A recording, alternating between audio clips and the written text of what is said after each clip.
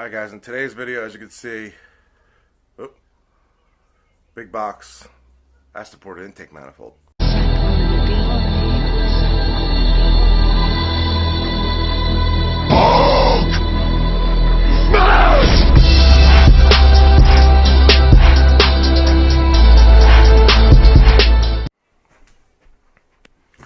Alright, here's the ported intake manifold. I did open it already when I first got it a couple of days ago, just to make sure everything was alright, because they package it really well, really good, and they even packed it, and they didn't package it in much. This is all they gave it in, was this nice sealed air foamy stuff and a box, nothing else. As you can see, this is the manifold.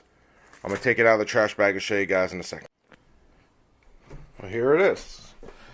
The only thing I did notice is this little plastic piece did come broken off of here. I really hope that doesn't affect anything. I doubt it will, but it does look what it is. It's basically this. It's the stock port. It's the stock intake manifold for the Ram 1500, and it's ported. Not sure where it's ported. You know, if it's ported in where the throttle body goes, it's ported underneath. I'm not trying to break anything because I'm just, I don't know how well you guys could see in there. But it does seem smooth, does seem nice,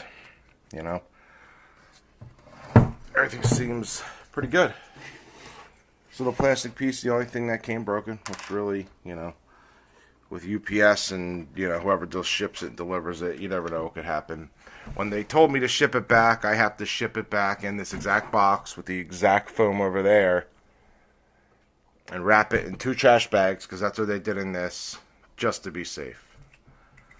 And because I said a couple of them have come back broken, and I just want to make sure when I do bring it back, it goes back. Oh, sorry. Oil cap for the oil. It does go back and nothing's broken, and they can give me the refund for the core charge that I paid.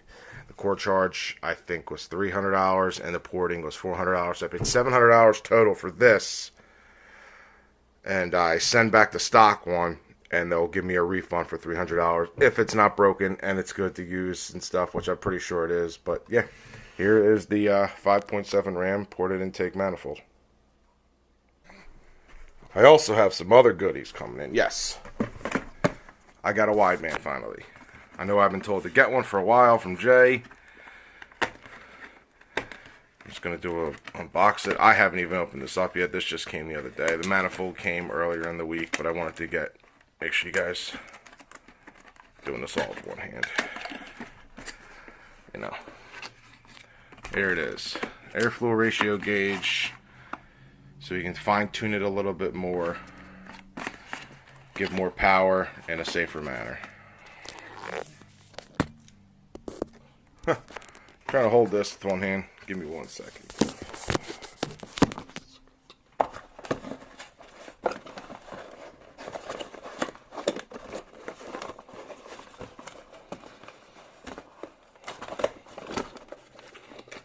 Of course, they make this difficult to open. Why not, right? Just gotta rip the box apart just to get to it. Basically, yeah, that's what they do. They basically make you rip the whole thing apart to get to it. Alrighty. So here is the extension for the O2 sensor, which is... That looks like there's the bung that's got to be welded into my Y pipe.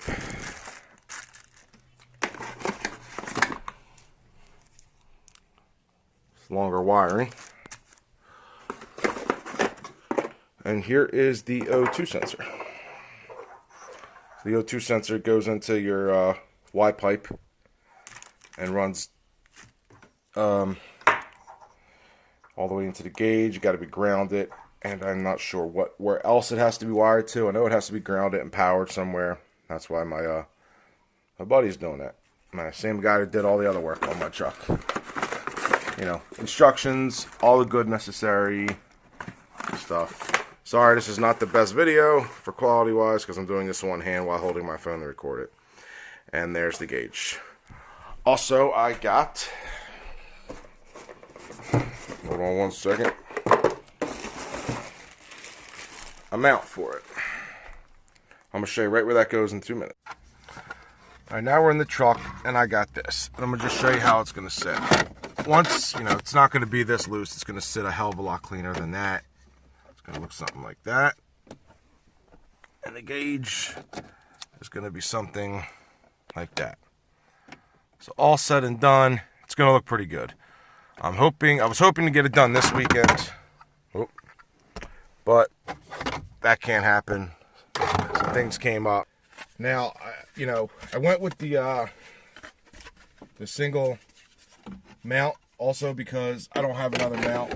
I don't want to put another gauge in for nothing. I know a couple guys don't like it because it's not the cleanest look, but it is color match to the Ram, which is a good thing. It is going to look, once it's all said and done, it's going to look clean. It does sit over the stock one, so the whole column doesn't come off.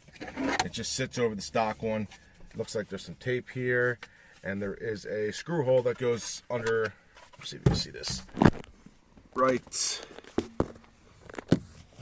there. That comes out, the screw goes in there. So, that's why I went with this. I went with the AEM X Series wideband. I don't know. It's I just asked my mechanic which one to get. He said get the top one. This is when I ordered. It was like $5 more. And they said it is the better one on the market, considering the best one on the market. It's not that expensive. I think it was $163, something like that. This I got off eBay, brand new, still in the package for $40. They go for $80. But I looked on eBay and said I could find one a little bit cheaper, and I did. So I got that with the ported intake manifold, and this, tuning it up a little more. I think the truck's going to run a hell of a lot better. Should run a lot faster, and also, it's never been fine-tuned on the wideband. Obviously, it's just been tuned. So Jay Green, my tuner, he can tune it up much better. He's been telling me to get one basically since I got it cammed. He's like, you should can get in a wideband. I was like, okay, and I just haven't done it yet. Now I actually have got a wideband, got the intake manifold, and now also during radio, I do have a 100 octane tune, which I usually just put a can of additive in. I haven't spent the $100 or the $85 on the best gas for because it's not oxygenated. Is actually VP Fuel C10. It is 100 octane, unleaded, unoxygenated. I was going to use that because that is, to be not oxygenated. Jay was telling me that's better because he doesn't know the air fuel ratio. It's easier to runs like normal gas. It's not oxygenated. With MS-109, the gas that I asked him, can I, use this? He said, it's a better gas. You will get more power, but he'd like to use a wideband to tune it for MS-109. So I didn't use MS-109. I didn't go out and spend the $85. I just bought the $20 can of additive, threw it in there, and I've always gotten at least a tenth out of that over just pump 93. I don't know if I get a little bit more because I'm more modded. If I don't know if you just have a tune or, just long tubes, I have cam, stall, everything. And I do know it does run, it works better in colder weather. In really hot weather, the one day I went out, it was like 98 degrees. It was almost 3,000 DA. This is right before the stall. The truck was running, it was a slouch. It didn't, and this is before the stall to even get it off the line. I did throw a can of the additive in, it didn't do much. So with this MS-109, really cold weather, I really think what I'm hoping to run is definitely there, and it might even run a little bit faster. I'm hoping so. If not, I'm still going to be happy when it runs. I'll be happy if I just get 12.3, but I really want 12.2. Anything better than that is perfect. So, yeah, that's the setup. I will have an install video of everything going on. I do got to get a guy to weld the O2 bung underneath my Y pipe. I can probably get that done in my shop. I work in an iron shop, steel shop. But I'm going to try to get that done this week and then get the manifold and the wideband and everything tuned in for next week, because race season is only 3 weeks away now. Or 4 weeks. 3 or 4 weeks away. It's so close. I could try another racetrack next week, but I got too many things going on, try to get everything done. So I want to get everything done this weekend, everything tuned in, dialed in perfectly. And I did get a little something for the wheels. I got for my drag pack. I got little center. I didn't have center caps with my 17s, as you can see in this picture here. Now in this picture here, I got center caps, so it look a little bit cleaner. It's, you know, not a true drag pack. They're just 17s, and they you know, they're a lot lighter than the 20s, so they help. I don't have true friggin' race stars or Forge Star that are not even out yet, really, technically, or, you know, any true drag pack. But I got them for dirt cheap, and they run great, and they're a hell of a lot lighter than my 20s big tires. All right, guys, to the next one. Peace.